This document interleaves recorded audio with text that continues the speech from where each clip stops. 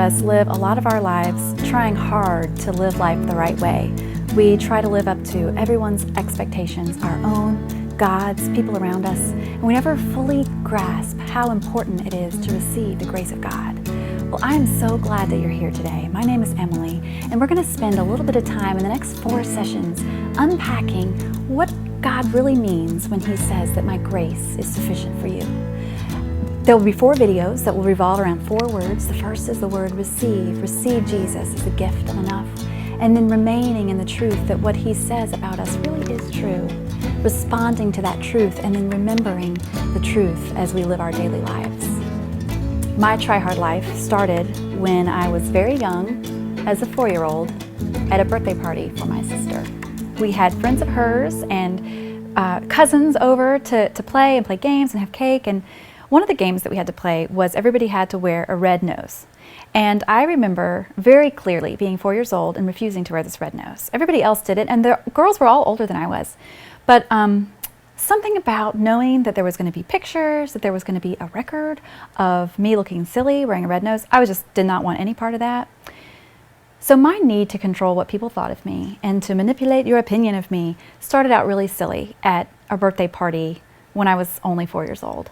But in a lot of ways, that pattern has continued throughout my life. I refer to the voice that I hear in my head, sometimes telling me to look a certain way or do certain things or live up to an expectation that either I think I have of myself or you might have of me or even God might have of me. I call that voice the good girl voice. Now, when I say that I'm a good girl, I don't mean that I think I'm perfect and I want everybody else to know.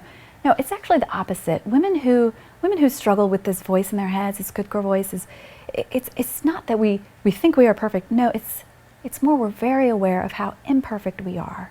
Instead of receiving my identity from the hand of the God who made me, I have been intent on building my own identity with my own hands. Sometimes I've been pretty good at it. You know, I made the honor roll in school when growing up. I went to college. I got a little scholarship. I ended up finding a man to love me and I had kids and I've done okay with them, but there's a lot of times when I haven't done so great. I missed a friend's wedding because I just forgot to put it on my calendar. I felt super bad about that. And sometimes, you know, it's just mistakes like that, like ways that we mess up that really was no fault of ours. But then there's other times when I'm laying down at night and I'm thinking about all the ways that I could have done things better that day, thinking about all the things that I've messed up the day before, and sometimes I even rush into the future and think about all the ways that surely I'm going to mess up tomorrow. But either one, whether I'm doing really well, I'll become prideful. If I'm not doing so well, I feel badly. And either way, it's all about me. It tends to be all about me. The good girl voice really focuses on me and what I'm doing well and what I'm not doing well. And really, Jesus isn't even in the room. I really believe, and I'm coming to learn, that there is a different way to live. And no amount of try-hard effort is going to get me there. But it all begins with one simple word. Well, my favorite movie growing up was The Wizard of Oz.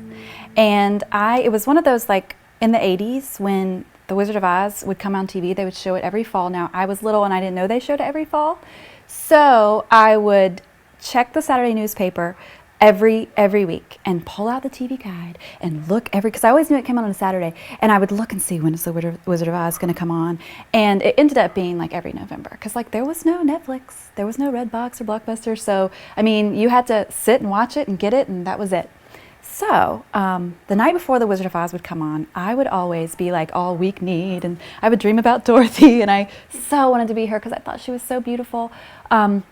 But The Wizard of Oz, I don't know what it was about that movie that was just my very, very favorite, but I've thought about that movie a lot as I've grown up, because you think about the characters in the movie, you know, like Dorothy wanted to get home, and the lion wanted the courage, and the Tin Man wanted the heart, and the Scarecrow wanted a brain. And at the end of the movie, we learn, along with them, that they actually had everything that they wanted all along, but they just didn't know it. And instead of, because like the wizard wasn't really a wizard at all. He was a man behind a curtain who kind of tried to get them to do what he thought they needed to do in order to get what they wanted to get.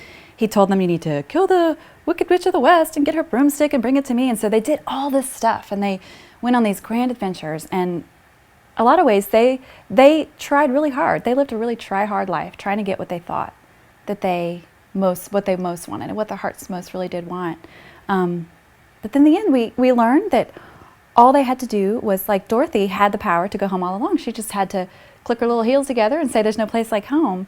A lot of times for me in my life as a believer, I have lived like I've been chasing broomsticks and following yellow brick roads. But instead of listening to a wizard who lives behind a curtain trying to tell me how to live life, instead it's been, it's not been the voice of a wizard, it's been more the voice of an enemy who disguises himself as a good girl. And the good girl lives in my head, and she tells me that I need to do all these things in order to live life the right way, when I was younger, to please my parents, to please my teachers, to please my friends, to be the one who everybody depended on to be right and to do well.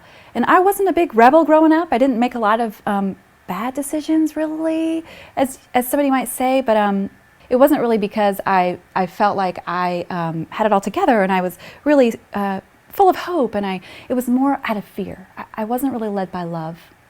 I was more pushed around by fear. And I think when I think about The Wizard of Oz, and my favorite movie ever, and I think about those characters and how they were pushed around by fear. But at the end, we learned that they had what they wanted all along. They just didn't know it. Some of these good girl voices, they came out in ways like this. I listened to the voice of the good girl actress who encouraged me to perform for acceptance and hide behind my good performance. I listened to the voice of the good girl judge who encouraged me to hide behind my list of rules and my own competency and my own ability to do things right. I listened to the voice of the good girl next door who encouraged me to hide behind my good reputation.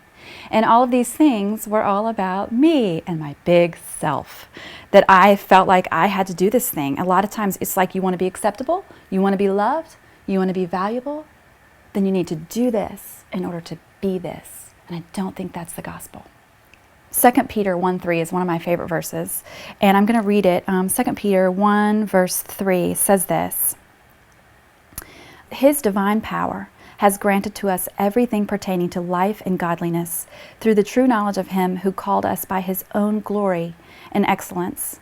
And so just like my characters in The Wizard of Oz, that they already had what they needed, but the problem was they didn't know it. And if we don't know what we have, then we can't take advantage of it. We can't be blessed by it. We can't live it out. Dorothy had what she wanted, but she didn't know it. And the thing about a gift is you can't. It's one thing to receive it, and that's the first step. Receive the gift, but then you have to let the gift do what the gift does. So if you have a pair of red ruby slippers that are going to help you get home, you got to click them together and say, "There's no place like home," and then you're home. If someone gives you a cake, it's not enough just to take it. You have to eat the cake. If someone gives you a candle, you have to light the candle. And if someone gives you life, like Jesus Christ has done for us, then it's not enough just to have it. We have to believe it. We have to live it. And I think that is a great mystery, and that is what I feel like I am now learning to unpack of what that looks like.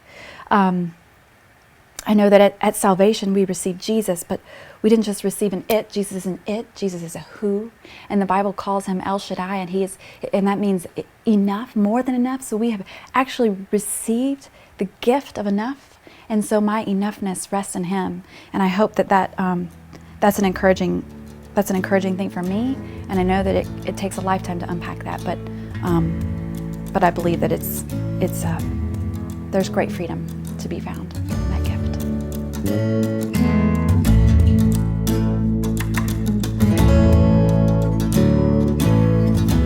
So whether you're 4 years old trying hard not to look silly at a birthday party, or if you're 14 trying hard not to look stupid in front of your group of friends at school, or whether you're 44 trying hard to keep your family together and to balance all the balls you've got going in your life, maybe it would be relieving to remember 2 Peter 1:3, that His divine power really has given you everything you need for life.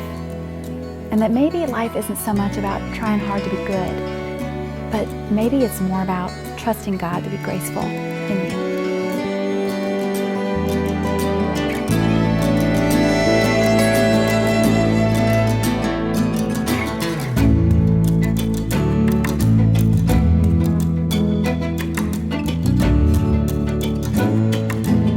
Jesus now changes the question from what am I supposed to do? And he says, no, who are you going to believe? And I believe that question, he turns our question on its head, and he says, you need to sit down and make a decision about what you're going to believe.